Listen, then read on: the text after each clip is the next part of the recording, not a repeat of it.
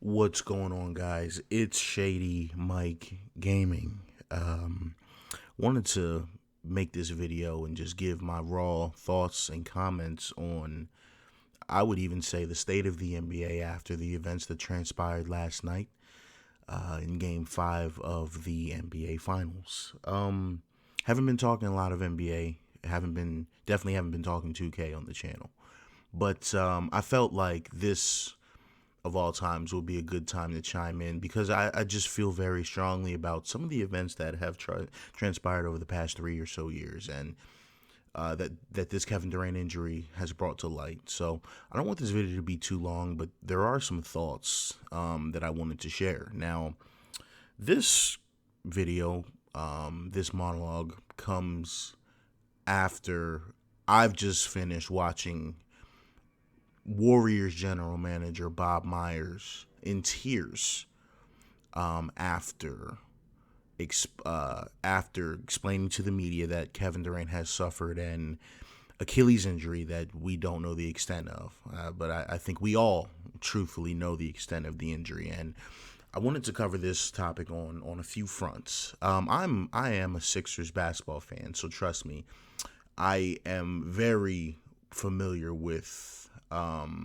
questionable medical team practices, but I wanted to go right out on a limb and say that this was the most egregious and the most ridiculous and the most unfortunate medical staff blunder that I have seen on national television since I saw RG3 get injured on national TV all of those years ago, the initial ACL tear against the Seahawks that ended his career.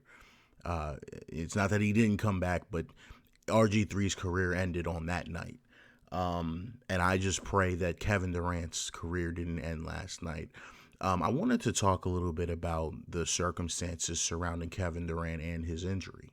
Um, you know, for people, you just can't be paying attention. First of all, you start with the Warriors, who I will come right out and say it, blatantly lied about his injury. Anyone with a brain, anyone with two eyes could see he did not have a calf strain. He had an Achilles strain. That was the injury since day one. When he went down, he grabbed his Achilles. I'm not a doctor, but I know the extent of Achilles injuries.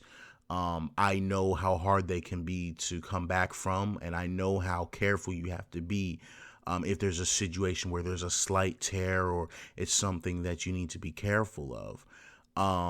Every time Kevin Durant worked out, where was he placing his ice? He was placing it at his ankles, at the bottom of his foot.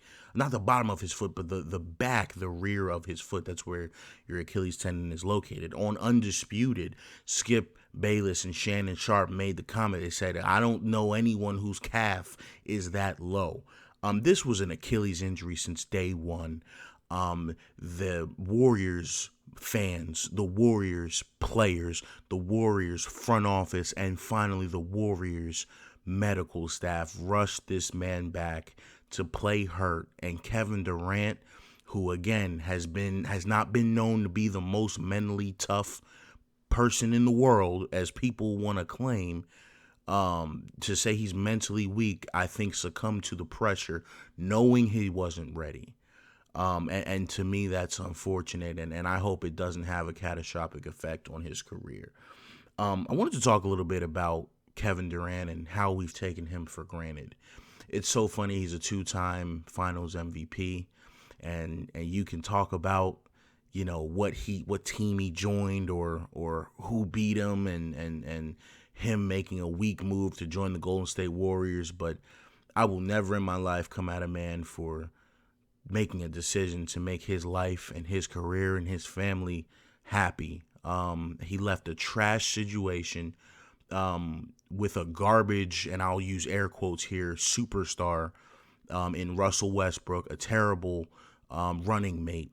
He left a terrible situation with an Oklahoma City franchise that has no idea what they're doing, has no idea how to win, which is why they've been in the gutter since he left. And he joined the best possible situation for himself to cement his legacy. And I think that in that we have lost and we have missed out and we have taken for granted one of the greatest players of our generation. And it always pains me to see specifically LeBron fans, come at Kevin Durant for doing the same thing LeBron did. Oh, well, LeBron didn't go and join a 73 and 9 team. Nah, he just joined two of the other top five picks of his own draft class. And I always find it funny because we always want to give LeBron a pass. A guy who can't win anything unless his team is perfectly tailored around his own abilities. And then when he comes up short, the blame goes on his teammates. But then Kevin Durant makes a move to join a team and a franchise that is based around his abilities, where he can win, where he can have the pressure off himself. And he's the worst player ever. I think it's unfortunate. I think we've taken Kevin Durant for granted, and I hope and pray that we haven't seen the end of his greatness, because he deserves better. I don't know what he's going to do in free agency. I really don't. I think it would be smart for him to stay with the Warriors, but again, I'm a big believer. If he's not happy, he should go somewhere that makes him happy, and I'm a big believer in that. When I think about situations in my personal career and my life, I can't stress how important it is just to be happy and to wake up every day in a situation that you want to be in. The last thing I wanted to comment on was Warriors general manager Bob Myers, and I just watching his tears. Deep down, I don't believe he was crying. I don't want to, kind of. I don't want to call him out. I don't want to say that his tears weren't genuine, but I don't know if those tears were 100%, oh, Kevin has an Achilles injury. I think some of those tears are the Warriors dynasty's over. I think some of those tears are Kevin Durant's career could be over. I think those tears are I played a part in rushing him back. I played a part in lying about this situation. And I think that's what those tears are. I'm not saying they aren't genuine, but I am saying that they mean a lot more than the words that came out of his mouth.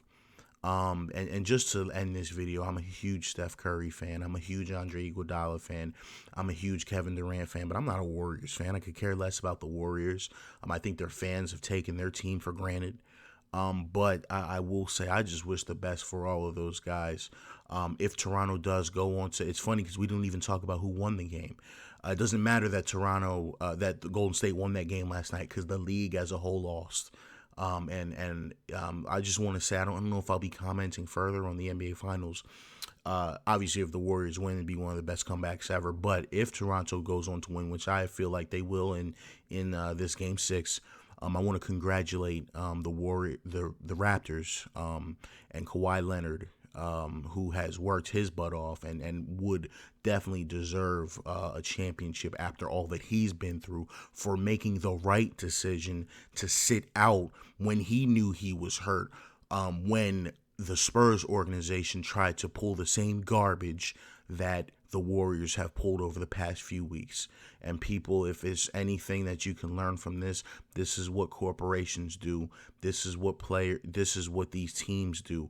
But it trickles down into our everyday lives. These companies, these corporations, these teams, they'll work you to the bone. They will work you and kind of drive you down. They don't. I just really don't believe a lot of these people care about the well-being of these players, and when it trickles down, I'm not sure a lot of these companies care about their employees. It's about the bottom line. It's about the production that you give. So if there's any lesson you can learn from me, and KD and everything, and Kawhi, just do your best and feel good about the decisions you make, and always make the best decision for yourself and your family when it comes to your health and your well-being and your situation. Take it easy, guys. God bless. Shady Mike, I'm out.